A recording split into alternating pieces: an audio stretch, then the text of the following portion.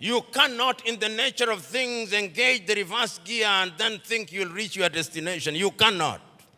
And that is what most African countries have done. So the time is now, as the cliche goes, when you are in a hole, you stop digging. And Africa must stop digging. And if we stop digging and we look at what we have, Africa Continental Free Trade Area says that we are going to trade amongst ourselves in the world. Africa trades ourselves at best at 20%. Europe at about 70%, North America possibly 65%, Asia now going to 60%, Latin America going to 55%, Africa 20%. What must we do? We must stop certain things that stand in our way. Conflict. Look at Africa as I speak to you. Look at Sudan. For the last 2 months, there is no economic activity in Sudan. They are destroying what they once built. Even if you wanted to trade, who do you trade with? Generating as at now 2.5 million refugees. I do not hear the voices of African leaders, no. Their silence is eloquent. And when they speak mutedly in sanitized languages, and people are dying. Children who ought to be vaccinated in Sudan are not getting vaccinated. Here in your neighborhood in Cameroon, children have not gone to school for the last many years. Conflict. In northern Mali, the country is divided de facto into two. In the Democratic Republic of Congo, 120 armed groups, yet it is the busiest airspace in the continent of Africa. Minerals are being taken away to Europe and America. Central African Republic, the same. Libya, the same. Several months ago, I wrote to the chair of the African Union and to all African heads of state and said, convene a meeting with only one agenda item. What can we do to save Africa from this slide? Only 4 replied. That is the state of the continent of Africa. We must deal with the basic things. We must solve conflict. We must change our governance. Because if we don't deal with the question of governance, we are going nowhere. Africa has become a continent where after every election there is conflict because the pursuit of power is a cutthroat competition where throats are actually cut. And when the SMO was here and he consulted the oracles, he discovered that we have a problem in that direction. And that the sooner we resolve that, the safer we will be. Africa can rise and Africa will rise. But it's not going to rise by prayer and fasting. We must pray and fast, but it will not happen. Because the last time I checked, even those of you are believers, when Abraham was taken from Ur of the Chaldeans and given Canaan, it was not on a silver platter. He had to fight the Canaanites. He had to fight the Philistines. That is the nature of divine instruction. Go ye and subdue the world by the sweat of thy brow. The kitchen where they make manna was closed. Manna will no longer come. Because you must now make your manna. And it is our duty, therefore, as Africans to begin to rethink the younger generation. You know, there is a saying in Chichewa in Malawi, that more precious than our children are our children's children. So when we are doing these things, we must remind ourselves that we are doing for this generation and generations yet to be born. When my good sister was speaking, she started in 1969 about the education. We were alive. Then you came to the year 2023 and we are alive. But when you came to the year 2077, knowing as we do that we are not immortal, we shall be assumed into heaven. Some of you who will be alive, you will be old and possibly stupid and not very useful to anybody.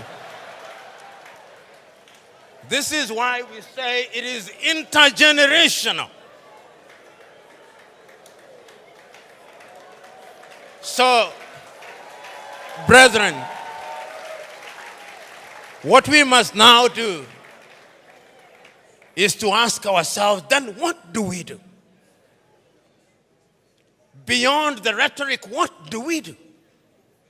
And what is beautiful in Africa now, not only in the continent of Africa, is that there is a consciousness. You know, I'm in a church setting, and sometimes it is good to remind you, for those of you who believe and believe rightly, even in the Bible, sometimes those who are saying the right things think that they are the only one, thinking in silo. You remember Elijah going and saying, but Lord, I'm the only one who has not bowed to Baal. He was told, no, there are 7,000 others. And as I travel across Africa, there are 7,000 others. Today I've seen many of them. Today I've had the honor and privilege of listening to many of them. One enlightened more than the other. One more passionate than the other. Talking about what we can do. And talking about the place of Nigeria in that space. Times without number have talked about Nigeria and reminded Nigerians that the day you become great, that is the day Africa becomes great. When I hear in Nigeria, economists and politicians telling me that the GDP of Nigeria is 500 billion United States dollars, and that therefore it is the biggest economy in the world. I am reminded of the words of Yoweri Kaguta Museveni, my friend, when he says, in a debate between dwarfs, what is the value of one dwarf saying, I'm taller than the other dwarfs?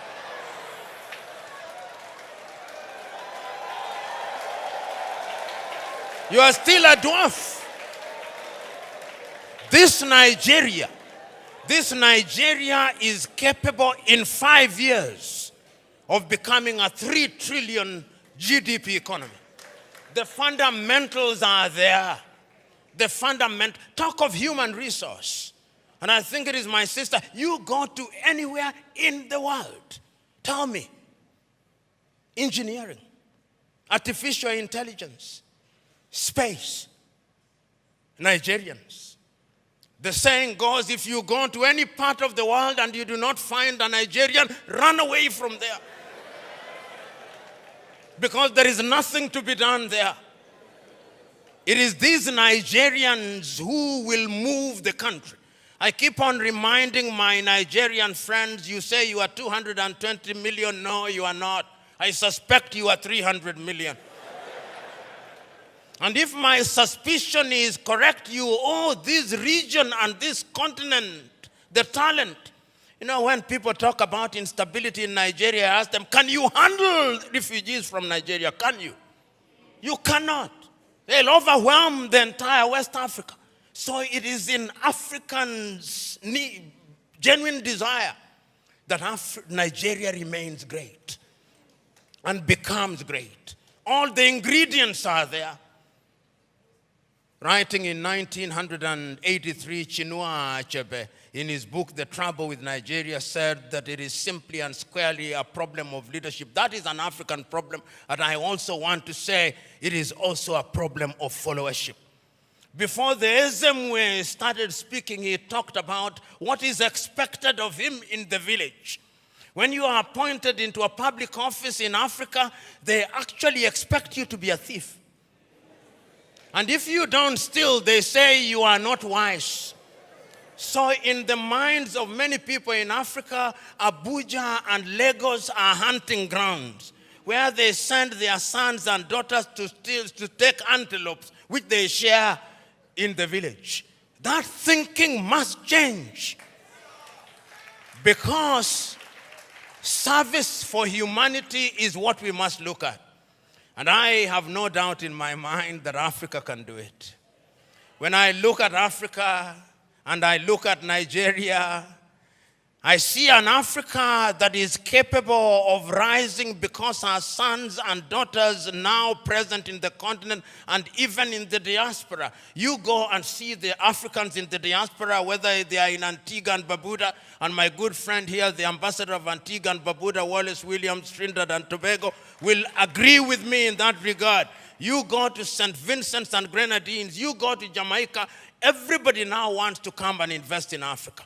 But we must make the circumstances right. So we must improve our politics. We must make our laws enabling. We must improve our agriculture. We must improve our health. We must improve our education system. We must improve the quality of the environment so that we stop our young men and women dying in the Mediterranean Sea, dying off the coast of Dhaka, going into modern day slavery in Saudi Arabia, in that part of the world. It can be done. We have seen it done during our lifetime. We have seen South Korea do it. We have seen China do it. We are seeing India do it. We can see Indonesia doing it. We have seen Vietnam after the war doing it. And within the continent of Africa, there are other examples. We have seen Rwanda rise like a phoenix during our lifetime. We have seen Botswana do it. We have seen Cabo Verde do it. We have seen Mauritius doing it. It can be done. And if we agree that it can be done, what we must now do is to take a solemn vow. And that solemn vow must come from these words spoken by Julius Kambarage Nyerere on the 6th day of March 1997 in Accra, Ghana, when he was called upon to be the guest on the 40th anniversary of Ghana's independence. This is what he said, and I say this, then I shut up and sit down. Mwalimu said, when Kwame Nkrumah told us in 1963 that we ought to unite, we agreed with him. And we did not for one moment believe that unity in and of itself will solve our problems. What we believe that unity will make our voices as Africans to be respected, because the rest of the world is not bothered about our Ghanaianness or our Tanzanianness. He did not say this, but I'm adding, but our Nigerianness or Ugandanness. The rest of the world only knows about Africa. The time is now. Our generation fought the colonialists and brought what we thought was independence, but they gave us the crown without the jewels.